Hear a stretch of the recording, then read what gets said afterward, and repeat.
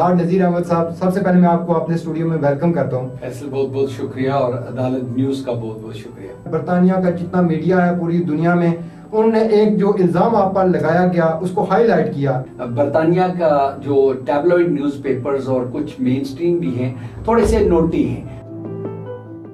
ये भी जो मैंने अल्फाज के हैं इसको भी एडिट करके कोई ना कोई ट्विस्ट कर सकता है। सर, माजी में भी आपके खिलाफ साजिशें होती रही। अगर आप सच्ची बात करेंगे और आप कुछ कॉजेज हैं उनको सपोर्ट करेंगे तो आपको कंट्रोवर्शियल बनाया जाता है। 700 आर्टिकल मेरे खिलाफ लिखेंगे, खबरें लिखेंगी।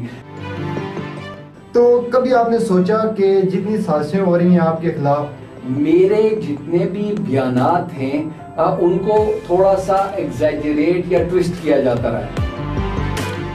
गवर्नमेंट पाकिस्तान को कश्मीरियों के ऊपर एतमाद होना चाहिए, ट्रस्ट करना चाहिए, ताकि जितना पैसा आज़ाद कश्मीर हुकूमत को मिलता है, और ये हमेशा रोते ही रहते हैं कि इनके ये बिल नहीं है वो।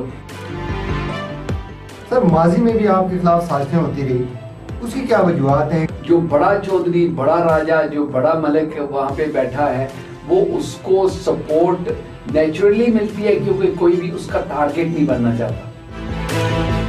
आप आज़ाद कश्मीर की सियासत में एंट्री डालना चाहते हैं? यार कोई होश वाली बात करें। हाउस ऑफ लॉर्ड्स की सीट छोड़ के मैं एमएलए मीरपुर का बनना चाहता हूँ।